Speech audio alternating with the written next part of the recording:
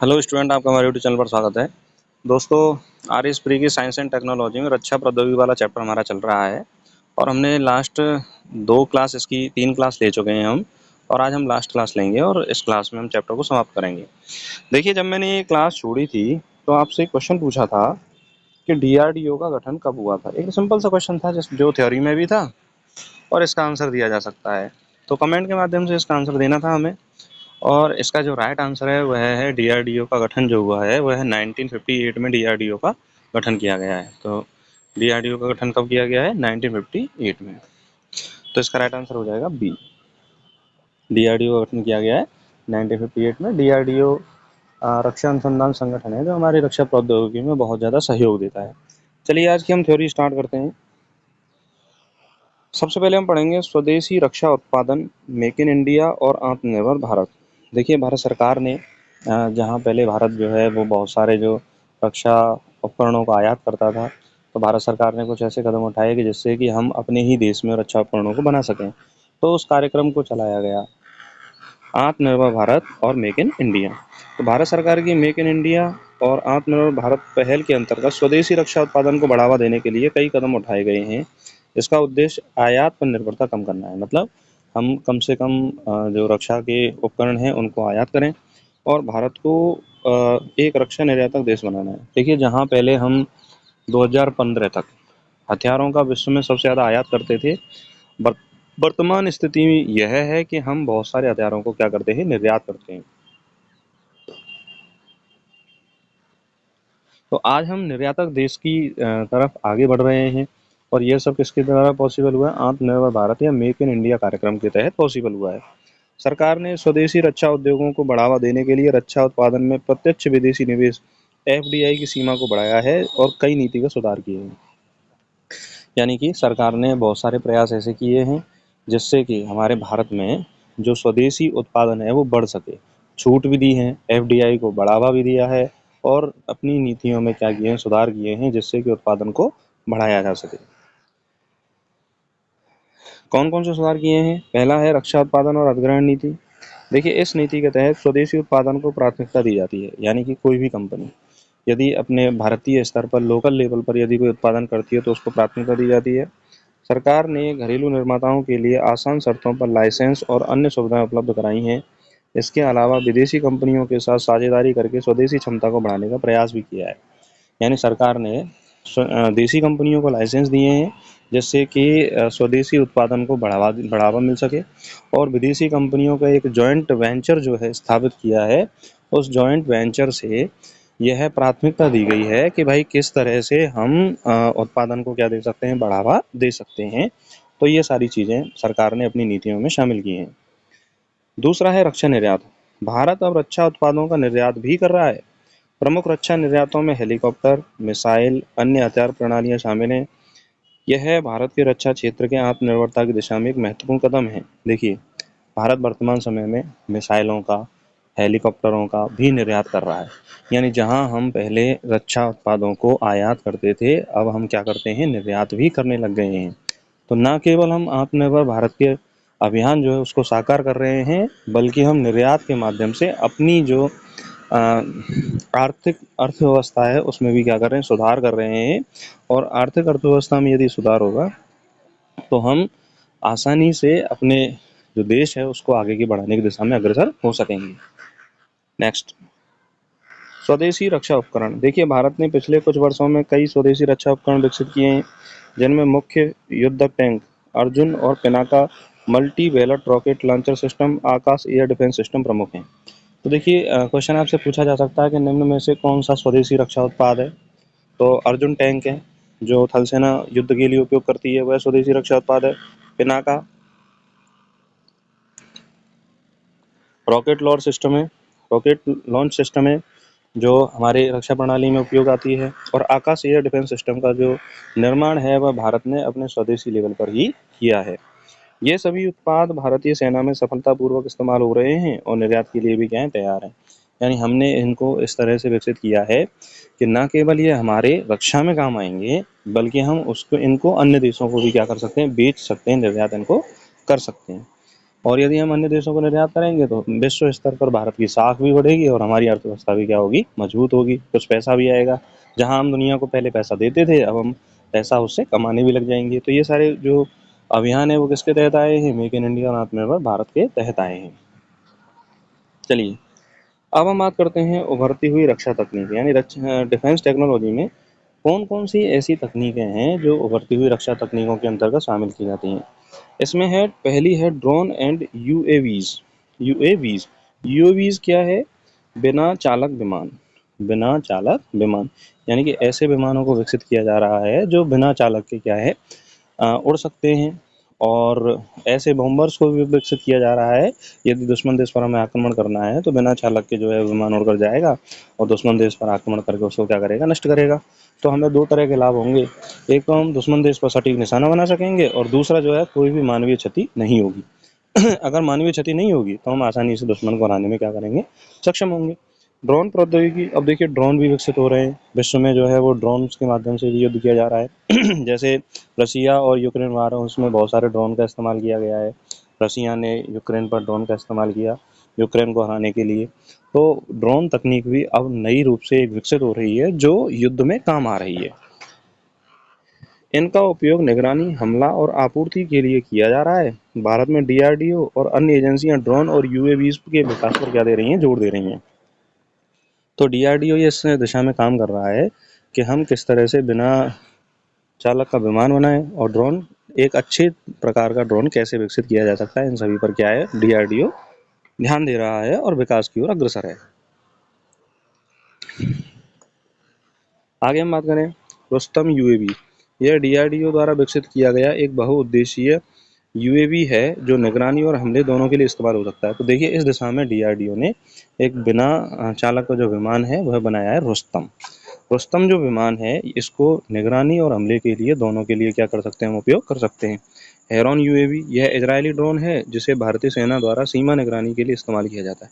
तो heron UAV जो है वो कौन सा है, इजरायली ड्रोन है। कैसा है ये, इजरायली ड्रोन है जिसको भारतीय सेना जो है वो सीमा पर निगरानी के लिए क्या करती है, उपयोग करती है। और रुस्तम यूएवी है जो बिना चालक का विमान है जिसको डीआरडीओ ने विकसित किया है। तो ये भी क्वेश्चन पूछा जा सकता है कि भाई हेरॉन यूएवी स्वदेशी है या विदेशी है, तो ये कैसा है, विदेशी है। कहाँ से लिया है हमने, इजराइल से लिया है। और रुस्तम यूएवी कहाँ का है, रुस्तम यूएवी है हमारा डीआरडीओ द्वारा विकसित किया गया रक्षा यूएवी है जो बिना चालक का विमान है और इसका उपयोग हम निगरानी के लिए भी कर सकते हैं और हमला करने के लिए भी कर सकते हैं।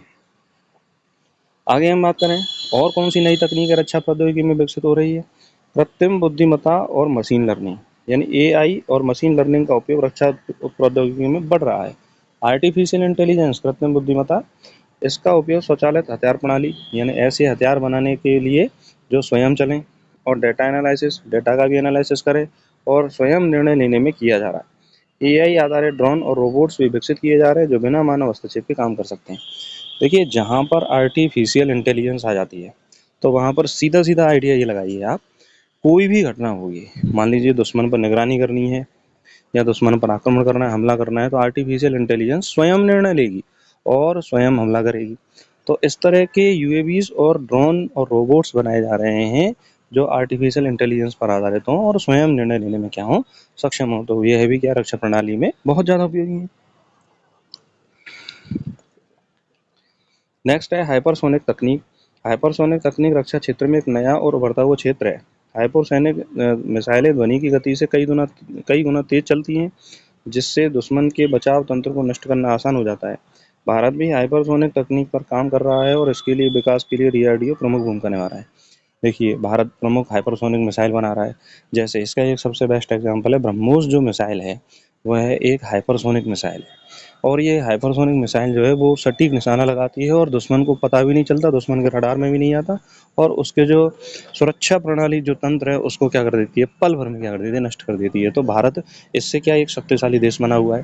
ब्रह्मोस दुनिया की सबसे बेहतरीन मिसाइल मानी जाती है, इसका कोई तोड़ नहीं है। तो हाइपरसोनिक जो होती है वो ध्वनि की गति से कई गुना तेज चलती है। ध्वनि की गति से क्या चलती है, कई गुना तेज चलती है। तो यह हाइपरसोनिक जो मिसाइलें हैं आजकल की रक्षा प्रणाली में इनका भी क्या किया जा रहा है, उपयोग किया जा रहा है। नेक्स्ट हम बात करें साइबर युद्ध। साइबर युद्ध साइबर युद्ध आज की सबसे बड़ी चुनौतियों में से एक है। दुश्मन देशों द्वारा साइबर हमले की संभावना को देखते हुए भारत ने अपने साइबर डिफेंस सिस्टम को मजबूत किया है। इस साइबर स्पेस में युद्ध लड़ने के लिए उच्च स्तर की तकनीकी कुशलता की आवश्यकता होती है और डीआरडीओ इस दिशा में महत्वपूर्ण अनुसंधान कर रहा है। देखिए, साइबर युद्ध का मतलब होता है कि कंप्यूटर, यानी कि किसी देश के कंप्यूटर के डाटा को चुरा लेना। अगर हमारे पास पूरा डाटा आ जाएगा तो हम उस देश की रक्षा प्रणाली को नष्ट कर सकते हैं, या फिर हम कोई भी यदि हमारा डाटा चुरा लेगा तो वो हमारी रक्षा प्रणाली को नष्ट कर सकता है। अब वो डाटा किसी भी रूप में हो सकता है, हमारे प्लानिंग के रूप में हो सकता है, हमारी मिसाइलों का कोई डाटा हो सकता है, हमारे रक्षा तंत्र का डाटा हो सकता है, या किसी अधिकारी का डाटा हो सकता है। तो डाटा का मिसयूज हो सकता है। तो कंप्यूटर की जो जानकारी चुराई जाती है उसे हम साइबर युद्ध कहते हैं। तो साइबर युद्ध के माध्यम से भी हम किसी भी दुश्मन देश के तंत्र को क्या कर सकते हैं, नष्ट कर सकते हैं, या कोई भी देश हमारे ऊपर भी यदि साइबर हमला करता है तो वह भी हमारी रक्षा प्रणाली को क्या कर सकता है, प्रभावित कर सकता है। पांचवा है क्वांटम प्रौद्योगिकी। देखिए, क्वांटम कंप्यूटिंग और क्वांटम संचार भविष्य की रक्षा प्रौद्योगिकियों में प्रमुख भूमिका निभा सकते हैं। यह तकनीकें मौजूदा संचार और कंप्यूटर प्रणालियों को और अधिक सुरक्षित और तेज बना सकती हैं। भारत भी इस दिशा क्षेत्र में अनुसंधान और विकास पर कार्य कर रहा है। देखिए, ये क्वांटम फिजिक्स का उपयोग करके क्वांटम टेक्नोलॉजी विकसित की जा रही है, और ये क्वांटम टेक्नोलॉजी है, यह भी डिफेंस टेक्नोलॉजी में अपनी महत्वपूर्ण भूमिका निभा सकती है। आने वाले समय में क्वांटम टेक्नोलॉजी का उपयोग डिफेंस टेक्नोलॉजी में बहुत ज़्यादा किया जाएगा। तो क्वांटम प्रौद्योगिकी भी एकदम नवीनतम तकनीक है जो संचार और कंप्यूटर प्रणालियों को अधिक सुरक्षित और तेज बनाती है। नेक्स्ट हम बात करें भारत की रक्षा तकनीकी चुनौतियां और उसका समाधान क्या है। देखिए, सबसे पहली चुनौती है आयात पर निर्भरता। भारत की रक्षा प्रणाली का एक महत्वपूर्ण हिस्सा अब भी विदेशी तकनीक पर निर्भर है। यानी ज़्यादातर जो हमारे जो हथियार हैं वो विदेशी हैं। लगभग 60 से 70% जो हथियार है वो रूसी हथियार हैं। तो तकनीक भी रूसी है हमारे पास। तो सबसे बड़ी चुनौती तो यही हो गई कि भाई विदेशी हमारे पास तकनीकी है और हम आयात पर क्या है, निर्भर हैं। उनके जो उपकरण हैं उनमें यदि कोई मरम्मत का कार्य भी होना है तो भी वो क्या है, रसिया से आएगा। तो इसकी ये भी हमारे लिए क्या है, चुनौती है। तो इसीलिए मेक इन इंडिया या आत्मनिर्भर भारत कार्यक्रम चलाया जा रहा है।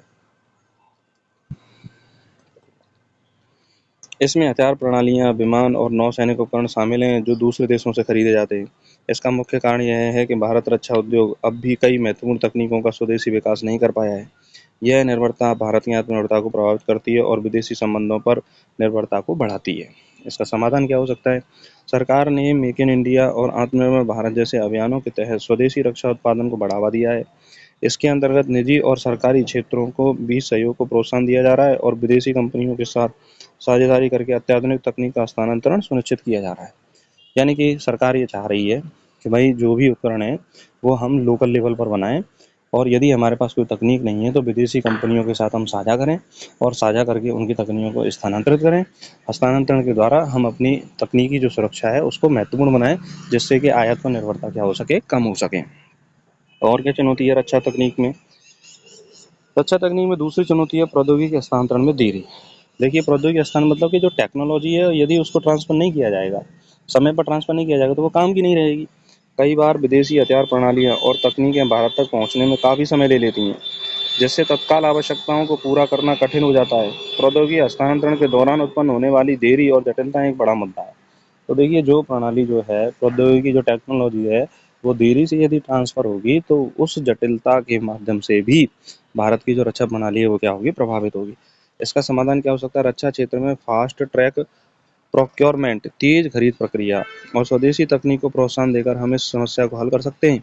डीआरडीओ और भारतीय कंपनियां अब तेजी से प्रोटोटाइप विकसित कर रही हैं और उनका परीक्षण भी क्या है, कर रही हैं। यानी प्रोटोटाइप मतलब कि उसका एक नमूना बना लिया जाता है, उसका परीक्षण करके ये देखा जाता है कि ये जो हथियार है ये हमारे लिए कितना उपयोगी है और कितना उपयोगी नहीं है, कितना हमारी ये तकनीकी काम आ सकती है, कितना काम नहीं आ सकती है। तो इससे क्या होगा, एक तेजी भी होगी और हमारी दुनिया पर निर्भरता भी धीरे धीरे क्या होगी, कम होगी। आगे हम बात करें वित्तीय चुनौतियाँ। देखिए, रक्षा तकनीक का विकास और उत्पादन बहुत महंगा होता है और भारत जैसे विकासशील देशों के लिए वित्तीय संसाधनों की एक बड़ी चुनौती हो सकती है।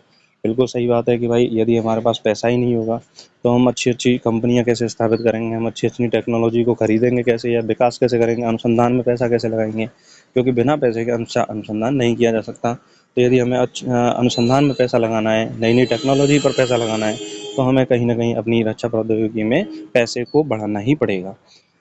कई बार महत्वपूर्ण परियोजनाओं को वित्तीय कठिनाइयों के कारण धीमा करना पड़ता है, जिससे सैन्य तैयारियों पर असर पड़ता है। इसका समाधान क्या है? रक्षा सरकार ने रक्षा बजट में वृद्धि की है और निजी क्षेत्र को निवेश के लिए प्रोत्साहित किया है।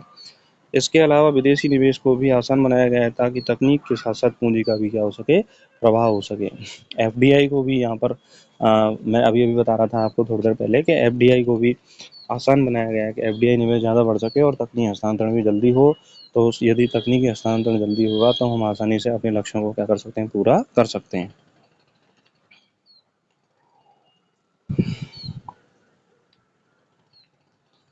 नेक्स्ट पॉइंट पे बात करें, मानव संसाधन का विकास। देखिए, रक्षा तकनीक में उन्नति के लिए अत्यधिक कुशल वैज्ञानिक, यानी हमारे पास बहुत अच्छे वैज्ञानिक होने चाहिए, इंजीनियर होने चाहिए, तकनीकी विशेषज्ञ की आवश्यकता होती है। भारत में इस क्षेत्र में प्रशिक्षित विशेषज्ञों की संख्या अभी भी कम है, जो अनुसंधान और विकास को सीमित कर सकती है। देखिए, हमारे यहाँ संस्थान तो बहुत अच्छे हैं, जैसे आईआईएससी है, आईआईटी है, ठीक, और आईसर है। लेकिन यहाँ के जो वैज्ञानिक हैं, वो विदेशों में ज़्यादातर चले जाते हैं। तो वो उसका कारण ये होता है कि उनको विदेशों में अच्छा पैसा मिलता है, मोटा पैसा मिलता है, जबकि भारत में इतना पैसा अच्छा नहीं मिलता। फिर भी भारत सरकार के द्वारा अब इस पलायन को रोका जा रहा है और अच्छा प्रोत्साहन दिया जा रहा है, उनको पैसा दिया जा रहा है। तो ये अच्छे वैज्ञानिक, अच्छे इंजीनियर यदि भारत में होंगे, तो हम एक अच्छे उत्पाद को भी निर्मित कर सकेंगे। इसका समाधान क्या है? उच्च शिक्षा संस्थानों में रक्षा प्रौद्योगिकी से संबंधित पाठ्यक्रमों को बढ़ावा दिया जा रहा है। आईआईटीज़ और अन्य प्रमुख संस्थानों के साथ डीआरडीओ, अन्य रक्षा संस्थानों ने सहयोग किया है, ताकि शोध और विकास के लिए उन्नत प्रशिक्षित मानव संसाधन तैयार किए जा सके। यानी हम इस बात पर अब जोर देने लगे हैं कि हमारे पास बहुत अच्छे वैज्ञानिक होने चाहिए, बहुत अच्छे इंजीनियर्स होने चाहिए, बहुत अच्छे तकनीक वाले जानकार वाले लोग होने चाहिए। यदि ऐसा होगा तो हम अपने लक्ष्यों को आसानी से प्राप्त कर सकते हैं। देखिए, अमेरिका में ऐसा है, इसीलिए अमेरिका जो है तकनीक के क्षेत्र में दुनिया में बहुत आगे पहुंच चुका है। अब हम बात करते हैं रक्षा क्षेत्र में भविष्य की योजना क्या है और संभावनाएं क्या हैं। देखिए, भविष्य में स्वदेशी विमान वाहक पोत। भारतीय नौसेना ने अपने पहले स्वदेशी विमान वाहक पोत आईएनएस विक्रांति की। ये क्वेश्चन पूछा जा सकता है कि भारतीय नौसेना का पहला स्वदेशी विमान वाहक पोत कौन सा है? तो वह है आईएनएस विक्रांत का निर्माण किया है। यह कदम भारत को दुनिया के चुनिंदा देशों की सूची में शामिल करता है, जो अपने दम पर बिना विमान वाहक पोत बना सकते हैं। यानी कि दुनिया के कुछ ही देश ऐसे हैं जो स्वयं अपने दम पर स्वदेशी तकनीक के माध्यम से विमान वाहक पोत बना सकते हैं। और इस तरह की परियोजनाएं भारत की नौसैनिक ताकत को बढ़ाने में महत्वपूर्ण है और क्षेत्रीय सुरक्षा से भी क्या है, बहुत जरूरी है। दूसरा है अंतरिक्ष रक्षा कार्यक्रम में क्या योजनाएं हैं। भारत का अंतरिक्ष रक्षा कार्यक्रम तेजी से विकसित हो रहा है। अब इसमें रक्षा अनुप्रयोगों पर ध्यान दिया जा रहा है, जैसे एंटी सैटेलाइट मिसाइल का परीक्षण एक प्रमुख उदाहरण है।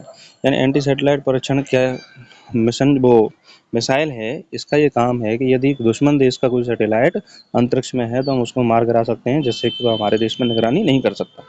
जहाँ भारत ने यह साबित किया है कि वह अंतरिक्ष में भी अपनी सुरक्षा कर सकता है। तो ये भी एक लड़ाई है कि भाई दुश्मन देश का जो सैटेलाइट है हमारे ऊपर नज़र रखे हुए, उसको नष्ट करना है। भविष्य में अंतरिक्ष आधारित निगरानी और सुरक्षा प्रणाली भारत के लिए महत्वपूर्ण हो सकती हैं। तो ये भविष्य की हमारी क्या है, योजना है कि हमने अच्छी-अच्छी एंटी सैटेलाइट मिसाइलों का क्या किया है, आविष्कार किया है। आगे हम बात करें रोबोटिक्स और ऑटोनोमस सिस्टम। देखिए, युद्ध के मैदान में रोबोटिक्स और स्वचालित प्रणालियों का उपयोग तेजी से बढ़ रहा है। भारत भी इस क्षेत्र में शोध कर रहा है, ताकि स्वचालित ड्रोन, रोबोटिक वाहन, एआई आधारित रक्षा प्रणालियां विकसित की जा सकें। यह तकनीक न केवल सैनिकों की जान बचाएगी, बल्कि युद्ध के संचालन को भी और अधिक प्रभावी बनाएगी। यानी हम ऐसे रोबोट विकसित करें जो युद्ध लड़ने में सक्षम हो। और उससे फ़ायदा ये होगा कि भाई रोबोट का यदि उपयोग करेंगे तो मानवीय क्षति भी कम होगी और दुश्मन के ऊपर हम आसानी से क्या हो सकते हैं, हावी हो सकते हैं, बशर्ते हमारी तकनीक क्या होनी चाहिए, बहुत अच्छी होनी चाहिए। तो रोबोटिक्स और ऑटोनोमस सिस्टम जो है हमारी रक्षा प्रणाली को और मजबूत बनाएगा। चौथी है साइबर रक्षा। देखिए, मैं अभी बता रहा था कि साइबर हमला भी एक तरह से युद्ध का रूप ले लेता है। अगर हम उससे बचना चाहते हैं तो हमें साइबर सुरक्षा करनी चाहिए। साइबर हमले आज के आधुनिक युद्धों में एक महत्वपूर्ण भूमिका निभाते हैं। भारत सरकार ने अपने साइबर डिफेंस सिस्टम को मजबूत करने के लिए कई कदम उठाए हैं। डीआरडीओ साइबर सुरक्षा के क्षेत्र में महत्वपूर्ण अनुसंधान कर रहा है और भारतीय रक्षा संस्थानों को साइबर हमलों से सुरक्षित रखने के लिए नई तकनीकें विकसित कर रहा है। यानी कि हमारे जो भारतीय रक्षा अनुसंधान केंद्र हैं, हमारी मिसाइल प्रणालियाँ हैं, या हमारा आर्मी का सिस्टम है, ये गोपनीय बना रहे, किसी दूसरे देश को इसकी सूचना ना मिले, तो इसके लिए साइबर सुरक्षा पर ध्यान दिया जा रहा है और यह काम कौन कर रहा है? DRDO कर रहा है। नेक्स्ट है अत्यधिक मिसाइल रक्षा प्रणाली। देखिए, भारत ने सफलतापूर्वक मिसाइल सिस्टम तकनीक विकसित की है जो देश को बैलिस्टिक मिसाइलों के हमले से बचाने के लिए तैयार है। यानी कि भारत ने एक ऐसी मिसाइल सिस्टम तकनीक किया, मिसाइल शील्ड का विकास किया है, यदि किसी दुश्मन देश की मिसाइल हमारे ऊपर आक्रमण करेगी तो हम उससे अपनी क्या कर सकते हैं? रक्षा कर सकते हैं। इसके साथ ही उन्नत एंटी मिसाइल प्रणाली भी विकसित की जा रही है जो दुश्मन की मिसाइलों को हवा में ही क्या कर सकती है? नष्ट कर सकती है। यानी ऐसी मिसाइलें भी हम विकसित कर रहे हैं जो दुश्मन की मिसाइलों को हम हवा में क्या कर सकें? नष्ट कर सकें। चलिए, अब देखिए, निष्कर्ष के रूप में हम ये समझना चाहेंगे कि डिफेंस टेक्नोलॉजी में हम क्या पढ़ेंगे, क्या पढ़ा हमने और किस तरह से डिफेंस टेक्नोलॉजी हम विकसित कर रहे हैं और हमारे देश के लिए डिफेंस टेक्नोलॉजी है वो किस तरह से उपयोगी है। देखिए, रक्षा प्रौद्योगिकी देश की सुरक्षा को सुनिश्चित करने में केंद्रीय भूमिका निभाती है। बिल्कुल सही बात है। यदि हम डिफेंस टेक्नोलॉजी को मजबूत करेंगे तो तभी हमारा देश सुरक्षित रह सकता है, नहीं तो कोई भी देश हम पर आक्रमण करके कब्जा कर लेगा। भारत ने पिछले कुछ वर्षों में रक्षा तकनीक में बड़े कदम उठाए हैं, जैसे स्वदेशी उत्पादन, उन्नत तकनीक का विकास और अंतर्राष्ट्रीय सहयोग शामिल है। यानी हमने पिछले कुछ वर्षों में इतने अपनी नीतियों में बदलाव किया है कि हमारी डिफेंस टेक्नोलॉजी को बहुत ज़्यादा मजबूत बनाया जा सके। DRDO, इसरो, HAL और BEL जैसी संस्थाएं इस दिशा में लगातार कार्य कर रही हैं। भविष्य की चुनौतियों को देखते हुए भारत आधुनिक तकनीकों जैसे AI, artificial intelligence, quantum computing और साइबर सुरक्षा पर ध्यान केंद्रित कर रहा है। इन तकनीकों के माध्यम से भारत अपनी रक्षा क्षमता को और अधिक मजबूत कर सकता है और एक आत्मनिर्भर रक्षा शक्ति के रूप में क्या कर सकता है? उभर सकता है। तो देखिए, अगर हम स्वदेशी तकनीक पर ज़्यादा ध्यान देंगे तो हम आत्मनिर्भरता की ओर आगे बढ़ेंगे और आत्मनिर्भरता के आगे बढ़ेंगे तो हम निर्यात भी कर सकेंगे और जिससे कि हम आर्थिक वृद्धि भी कर सकते हैं और अपनी टेक्नोलॉजी, डिफेंस टेक्नोलॉजी को मजबूत कर सकते हैं और अपनी देश की क्या कर सकते हैं? रक्षा कर सकते हैं। तो इस तरह से हमने ये डिफेंस टेक्नोलॉजी का जो चैप्टर है वो 4 पार्ट में पढ़ाया। जितने भी स्टूडेंट इस चैनल पर नए हैं, पहली बार इस क्लास को देख रहे हैं, तो अन्य चैप्टर जो है हमने ख़त्म करा दिए हैं। जैसे हमने नैनो टेक्नोलॉजी फिनिश किया है, बायोटेक्नोलॉजी, जेनेटिक इंजीनियरिंग खत्म कर लिया, दैनिक जीवन में विज्ञान के मूलभूत तत्व जो है चैप्टर है वो फिनिश कर लिया है और भी हमने जो चैप्टर हैं उनको समाप्त किया है। तो उनकी क्लास को आप ज़रूर देखिए। डिफेंस टेक्नोलॉजी की 3 क्लास हैं, उनको देखने के बाद इस क्लास को देखें और कमेंट करके हमें बताएं कि आपको क्लास कैसी लगी और आपको जो मैटर दिया जा रहा है वो आपकी परीक्षा के लिए कितना सहयोगी साबित हो रहा है, आप कितना जो है समझ पा रहे हो। ठीक है। और इस चैनल को ज़रूर सब्सक्राइब करें, अपने दोस्तों तक शेयर करें और कोई भी आपकी क्वेरी हो तो कमेंट करके हमें ज़रूर बताएं। हम प्रयास करेंगे कि आपकी सभी समस्याओं का हम समाधान कर सकें। अपनी तैयारी को स्ट्रॉन्ग करते रहिए और आगे बढ़ते रहिए। नमस्कार, धन्यवाद।